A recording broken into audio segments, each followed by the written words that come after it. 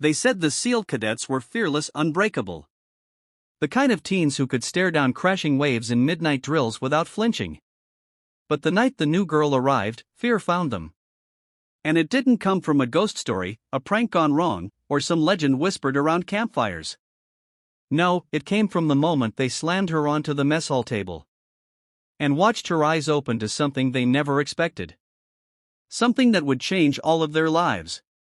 Keep watching, because this story doesn't go where you think.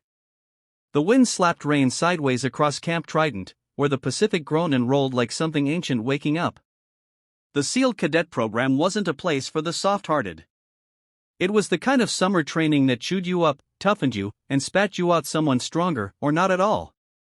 This year, the returning cadets had one story to obsess over. Did you hear? There's a new recruit. A girl this time. Bet she won't last a day. Her name was Mara Quinn. 16. Too quiet. Too pale. The kind of girl who looked like she should be in a library, not standing barefoot on rain-soaked gravel waiting for roll call. But there was something about her, something in the way she held herself with an impossible calm, like storms didn't apply to her.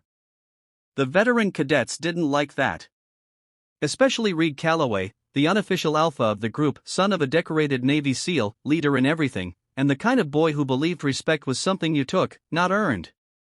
So when Mara walked into the mess hall after her first grueling day, exhausted and starving, and the room hushed around her, she should have known something was coming. But fatigue makes you slow. Hunger makes you careless. Reed stepped behind her. "Welcome to Trident," he smirked before he and two others grabbed her by the arms. Before she could resist, before anyone could speak, the cadets bodily lifted her and slammed her onto the center table, the place where legends were made, and humiliations were born. A few cadets laughed nervously. A few looked away. One whispered, "Reed, dude, that's enough." But then Mara didn't cry. She didn't scream.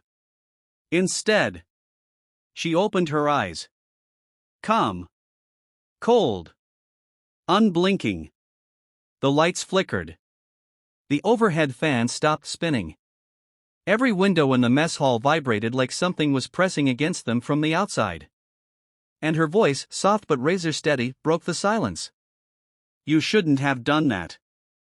Reed stepped back, heart pounding for the first time in years. What are you?"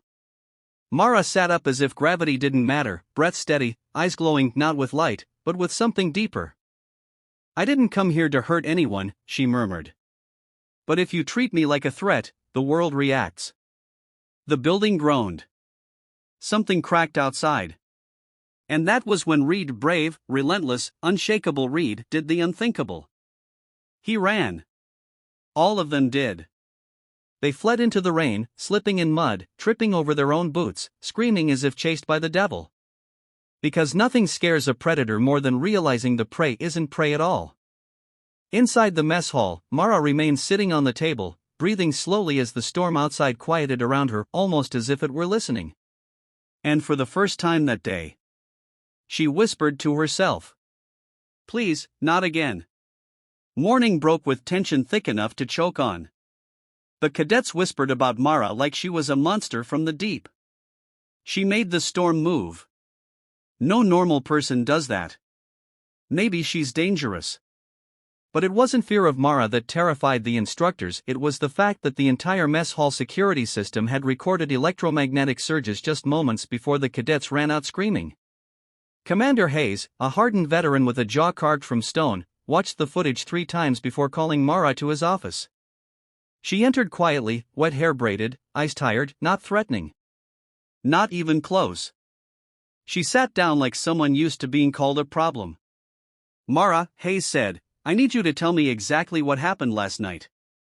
She swallowed. "I didn't mean for anything to happen, sir." "Did you cause it?" Her fingers tightened around the sleeves of her uniform. "Yes. But not how they think."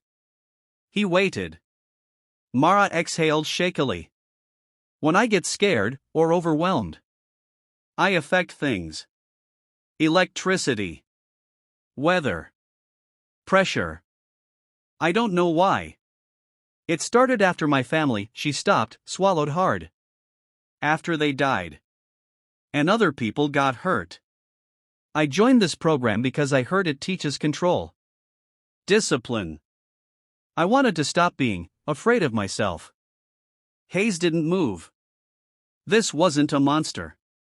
This was a grieving kid carrying a storm inside her. Meanwhile, outside the office, Reed listened from the shadows. Shame clawed at his chest. He had pushed her. Humiliated her. Triggered the one thing she was terrified of. For the first time in his life, Reed Calloway realized the difference between being strong and being cruel.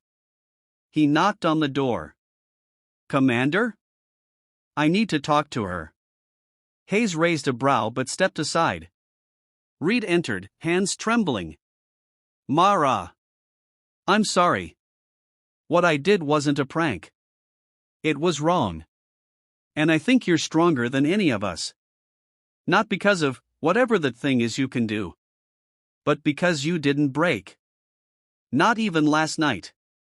Mara looked up, eyes glistening. "No one's ever apologized to me before."